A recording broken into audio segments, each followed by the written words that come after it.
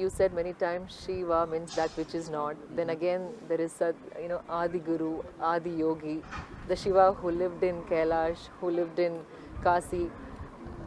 What is that? Like, what is that which is not, and what is this Shiva whom you talk as Adi Yogi?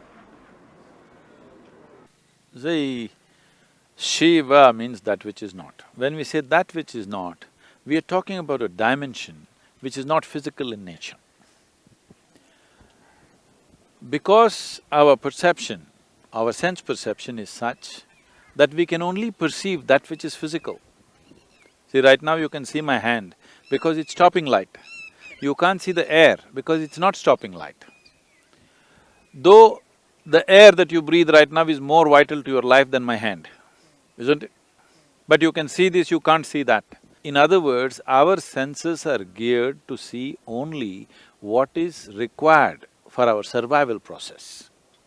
Anything more than that if you want to see, you need a certain enhancement of perception.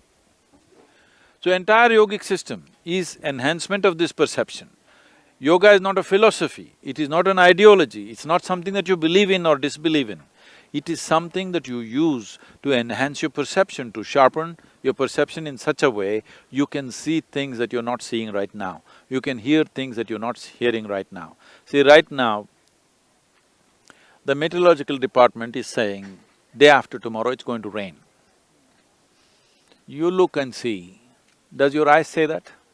Not at all. No, it doesn't. But I'm telling you, there are many birds and animals here which all know that day after tomorrow it's going to rain. Ants know it's going to rain day after tomorrow, but you don't know. Why? They are probably experiencing something different. Is it a fact in the evolutionary process, as human beings, we have the most evolved neurological system, yes?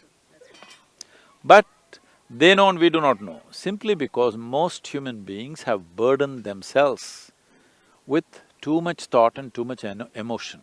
They have not learned this fundamental, how to handle their thought and how to handle their emotion. So our own intelligence has become an impediment, that we don't even see things that an ant sees or an elephant sees or a tiger sees or even a dog sees. If you can't find out something, you bring dogs to find out today, isn't it? Because they seem to smell it out better, they seem to know things better than you. Because of that, we created instruments. Because we have an intelligence which is of a certain kind and which is still new to us, if in evolutionary scale it's still new to us, because of this, we came up with tools, mechanisms, instruments. So we can't see up there what is there, so we put a telescope. Now, meteorological department is not run by the ants, it is run by human beings. They themselves cannot see, but they made instruments which will see. Yes? The ants may be able to see by themselves for their survival. We are not able to see because there is too much thought and emotion going on. But now we came up with instruments which will see for us, which will hear for us, which will tell us things which we ourselves are not able to do. So in this entire process, what is visible and what is not visible? What has a physical structure and what does not have a physical structure? We started exploring all these things. But the fundamental of our science or the pursuit of our science is called as physics. Physics is the only real science, rest is all offshoots of that. So when you say physics, you have clearly stated, you only want to study that which is physical. This is a folly. This is the biggest mistake we've made. Now we are saying, only if it's physical, it can be studied and it exists. Anything that is not physical does not exist. Is it a fact that your physical body is an accumulation? Yes. Over a period of time you accumulated. So, if only this is real, you as a person, you as a life is not real. This is what we are stating. I'm saying this is where the fundamental flaw is. So Shiva means that which is not. So we are talking about, in some way, accessing that which is not physical or which is not in the purview of so-called physics or the modern science as we're talking about it. Today modern science knows that there seems to be something beyond, so now they're saying your logic won't get you there, so they're inventing something called as fuzzy logic. But still it's not enough because still you're trapped in your own setups, because it's physics. You are only willing to accept the physical as reality. That means your very life is not a reality. The life that you are is not a reality, only your body is reality. So we have developed an entire culture based on this. When you say Shiva, in a way, you're transcending that limitation of cultural limitations, scientific limitations, the mindset limitations that people have. Then where did he come from?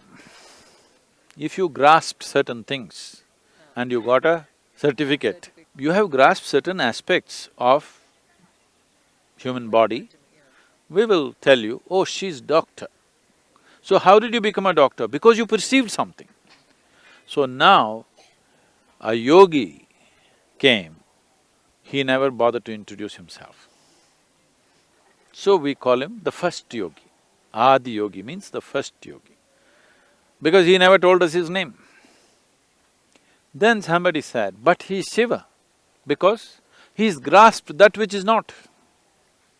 Because he's grasped that which is not, we also call him Shiva. So, right now, in the popular culture, he is Shiva, but in the spiritual culture, he is Adi Yogi. Because for him, for us, he is a yogi, that's why we are interested in him. Because he experienced that which is not, we also call him Shiva. Now, if you look here, the male members of the people who are sitting here, more than 70% of them, their names are some expression of Shiva. Have they realized something? Have they seen that which is not? No. But they are capable. So we know they are potential Shiva. So we call them also Shiva. We may even name our dog Shiva, okay? We don't think it's an offense. Because a dog does not know that which is not. A dog is not a yogi.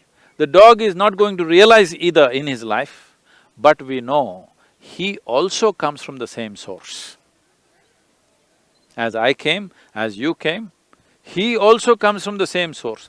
So we don't think it's a improper thing to call our dog also yoga. Some people are getting very offended that I said this. They can get offended because I don't think maybe they use the word dog as a derogatory term. I don't think there's anything derogatory about being a dog. Most people trust a dog more than the human beings. Very true. So as far as I'm concerned, I can even call a grasshopper Shiva, and I do. If I see a tree, I say Shiva. If I see a rock, I say Shiva. If I just look into the empty sky, I say Shiva. If I see moon, I say Shiva. If I see star, I say Shiva. So, are these rocks going to realize that they're Shiva? No. They may not realize, but I have realized. That's a big difference.